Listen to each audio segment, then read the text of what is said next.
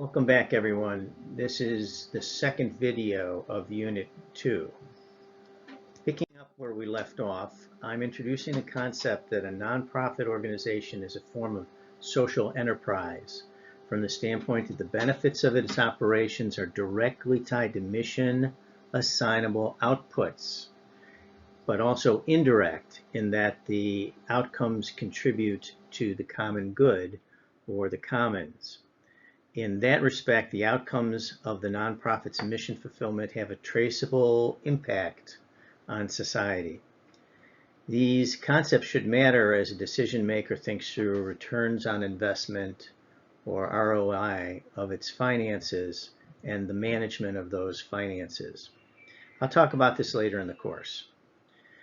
A reason to have you read chapters 3 and 4 of the Young text on benefits theory and social enterprise at this time is to set the stage for applying these concepts in their relationships to revenues and expenses and cash and accrual. A word about the readings to this text.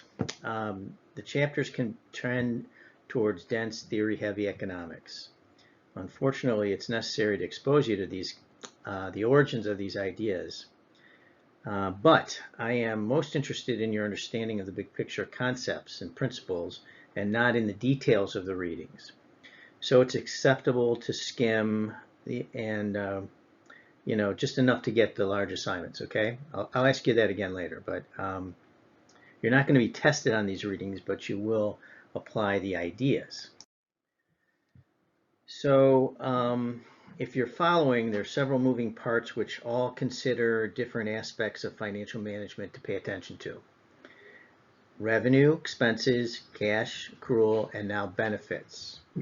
Benefits are those inside the organization, such as a well-functioning organization, and those outside the organization, such as impact or efficacy to the larger community. My contribution to your education is that the practical experience has taught me it's best to consider these big picture ideas together.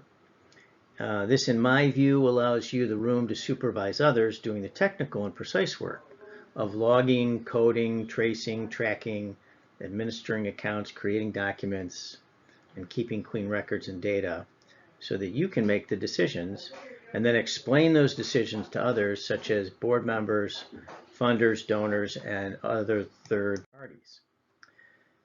So benefits theory, or simply benefits, starts on page 41 of the Young book. It's a way to frame or craft the decision contours for how a nonprofit strategist might consider how their organization fulfills its mission.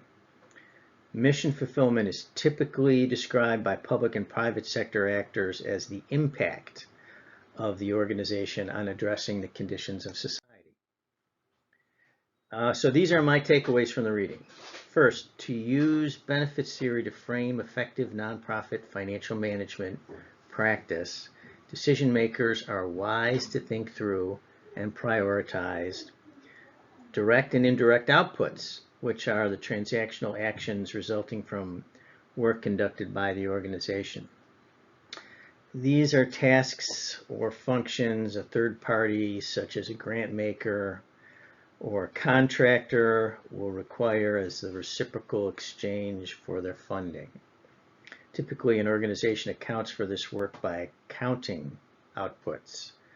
Things like number of people served, dollars spent on food or housing, number of inoculations, student enrollments, or degree completion would just be a couple examples. Economists might equate these as social outputs producing goods and services. The other thing to consider is that direct and indirect outcomes arise from outputs that lead to the change or the conditions for change conditioning in society. So ideally, there's a straight line connection between the goals of the output work with partial or full fulfillment of the organization's mission. And again, outcomes typically have to do with improving or changing the goals of society and underlying the strategic goals of the mission. Outcomes also offer indicators or signals a nonprofit can point to as evidence that the organization has efficacy. Does it really matter, and does it have value to the larger community? So the process of financial decision making and management takes into account measures that others will recognize and accept as fulfilling their missions, and other measures that you will use to judge whether or not you have fulfilled your mission. This is not a hair to split. It's frequently overlooked because why not use the measures of others? And that's a question I'm really asking you. And we'll talk about it later in the chapter. There's no space to answer it right now, but you'll have a chance in the future, especially in the midterm memorandum. So don't forget this question. Lastly, for this lecture, I think the most valuable part of Chapter 4 in the Young reading starts on page 77. The prior material is interesting but not essential to our purposes for this unit. The two case study organizations in the tables 4.3 and 4.4 should be sufficient for you to grasp the content.